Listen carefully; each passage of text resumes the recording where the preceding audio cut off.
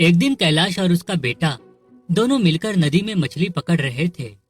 तभी अचानक नदी में एक विशाल रसगुल्ला घर तैरते हुए आ जाता है। बचाओ बचाओ, कोई बचाओ मुझे, कोई मेरी मदद करो। पिताजी, ये रसगुल्ला घर तो बहुत बड़ा है, अचानक ये नदी में कहां से आ गया? लगता है ये मुसीबत में है, हमें इसे बचाना होगा। उसके बाद कैलाश उस रसगुल्ला घर के ऊपर एक बड़ी रस्सी फेंक कर उसे पकड़ लेता है और पूरी ताकत लगाकर उसे खींचने की कोशिश करने लगता है। थोड़ी ही देर में रसगुल्ला घर नदी के किनारे आ जाता है। एक पूरा रसगुल्ला घर मेरे पीछे पड़ गया है, वह मुझे जान से मारना चाहता है, दया करके मुझे छुपा दो। ठीक है, मैं तुम्हें अपने घर ले चलता हूँ। उसके बाद कैलाश उस रसगुल्ला घर के ऊपर बड़ी रस्सी बांध देता है और रस्सी का दूसरा सिरा अपनी साइकिल के पीछे बांध देता है। फिर कैलाश अपने बेटे के साथ साइकिल पर बैठकर तेजी से साइकिल चलाने लगता है। इस तरह कैलाश रसगुल्ला घर को घसीटते हुए अपने घर ले जाता है। उसके बाद वह रसगुल्ला घर को अपने घर के आंगन में रख देता है। तुम यहाँ पूरी तरह सुरक्षित हो, यहाँ तुम्हें कोई खतरा नहीं होगा। पिताजी, ये तो बुरी तरह घायल है, हमें इसका इलाज कराना होगा। लेकिन कोई भी इंसानी डॉक्टर इस रसगुल्ला घर का इलाज नहीं कर पाएगा। हाँ, तुमने सही कहा, कोई भी इंसानी डॉक्टर मेरा इलाज नहीं कर सकता। मुझे ढेर सारी चांदी चाहिए, चांदी खाने के बाद मेरे सारे जख्म अपने आप ठीक हो जाएंगे। उसके बाद रसगुल्ला घर अपने सामने पड़े अखबार को उठाकर खाने लगता है। फिर रसगुल्ला घर के पेट में जाने के बाद उसकी जादुई शक्ति से सारा अखबार 2000 के नोट में बदल जाता है। फिर अगले ही पल रसगुल्ला घर के मुंह से ढेर सारे 2000 के नोट बाहर गिरने लगते हैं। यह देख कैलाश और उसके बेटे की आंखें फटी की फटी रह जाती है। उसके बाद कैलाश सारे नोट लेकर बाजार में मौजूद एक सुनार की दुकान में चला जाता है। फिर वह उस सुनार से ढेर सारी चांदी खरीदकर अपने घर ले जाता है। ये देखो, मैं तुम्हारे लिए चांदी लेकर आ गया हूँ। रसगुल्ला घर जल्दी जल्दी सारी चांदी उठाकर खाने लगता है और थोड़ी ही देर में उसके शरीर के सारे जख्म ठीक हो जाते हैं। अरे वाह, मैं पूरी तरह ठीक हो गया। मेरी मदद करने के लिए तुम्हारा बहुत बहुत शुक्रिया। लेकिन तभी अचानक सामने सड़क पर बुरा रसगुल्ला घर आ जाता है। ओए, तूने क्या सोचा था? तू इतनी आसानी से मुझसे बच जाएगा? अब मैं तुझे मारकर तेरी सारी शक्तियाँ छीन लूंगा। अरे नहीं, ये बुरा रसगुल्ला घर कहाँ से आ गया? अब हम क्या करें?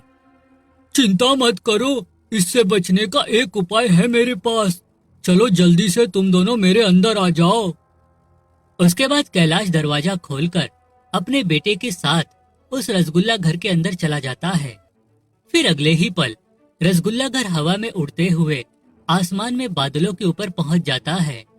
यह देख बुरा रसगुल्ला घर गुस्से से तिलमिला जाता है। फिर वह भी हवा में उड़ते हुए बादल के ऊपर पहुंच जाता है। सुनो कैलाश, तुम्हें सामने एक बैंड रखा दिखाई दे रहा है ना? उसे लेकर बाहर आ जाओ और जोर जोर से बैंड बजाओ। कैलाश फौरन बैंड उठाकर घर से बाहर निकल आता है और बादल के ऊपर खड़ा होकर जोर जोर से बैंड बजाने लगता है। तभी बैंड की आवाज सुनकर वहाँ ढेर सारे कौवे इकट्ठा हो जाते हैं। सुनो, मुझे तुम सबकी मदद की जरूरत है। ये बुरा रसगुल्ला घर मेरी जान लेना चाहता है। चिंता मत करो, हम इसे सबक सिखाएंगे। उसके बाद सारे कौवे मिलकर बुरे रसगुल्ले के ऊपर हमला कर देते हैं। ओए, ये सब क्या है? अरे छोड़ो, छोड़ो मुझे, अरे दूर हटो। लेकिन वह सारे कौवे अपनी चोंच से रसगुल्ले को नोच नोच कर खाने लगते हैं। ओए, मर गया रे! अरे कोई बचाओ मुझे, कोई तो मेरी मदद करो। फिर बुरा रसगुल्ला घर अपनी जान बचाकर हवा में उड़ते हुए वहाँ से भागने लगता है।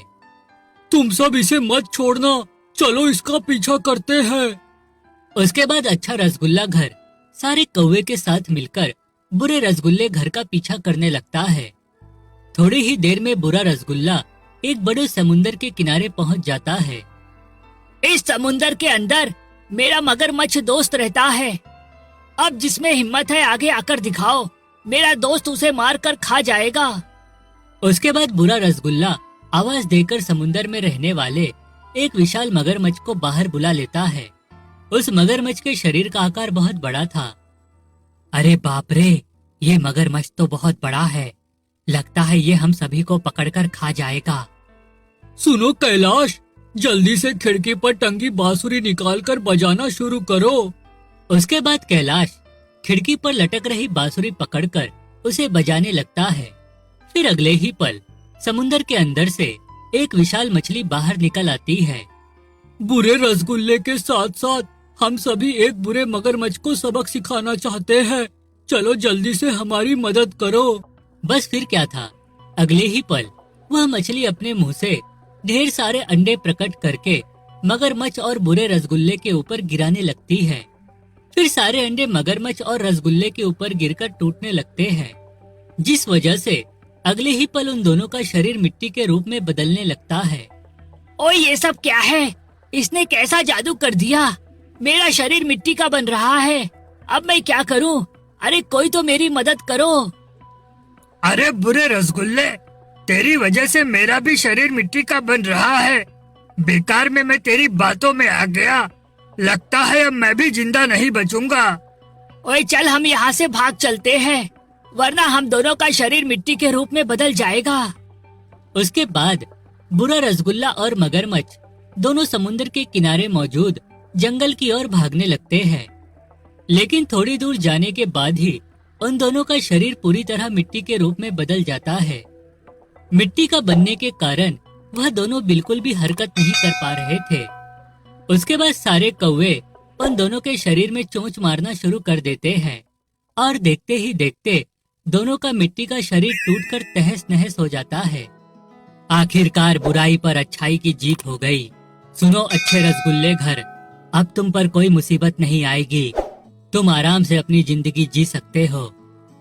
हाँ तुमने सही कहा, लेकिन बुरे वक्त में तुमने मेरी मदद की है, इसीलिए जाने से पहले मैं तुम्हें ढेर सारी दौलत देना चाहता हूँ। उसके बाद अच्छा रसगुल्ला घर कैलाश के सामने एक सफेद रंग का मटका प्रकट कर देता है। उस मटके के अंदर ढेर सारे सोने के सिक्के रखे थे। इस मटके में रखे सोने के सिक्के कभी खत्म नहीं होंगे। अब तुम और तुम्हारा बेटा अमीर बनकर हंसी खुशी अपना जीवन जियो। उसके बाद कैलाश और उसका बेटा अच्छे रसगुल्ले घर का शुक्रिया अदा कर उस मटके को अपने घर ले जाते हैं। अगले दिन से कैलाश ढेर सारे सोने के सिक्के बेचकर अमीर बन जाता है। अरे वाह बेटा, हम दोनों अमीर बन गए। अब हमें कभी किसी चीज की कमी नहीं होगी। और यही होता है। उस दिन के बाद से कैलाश के जीवन में कभी कोई परेशानी नहीं आती और वह अमीर बनकर अपने बेटे के साथ सुकून से जीवन जीने लगता है।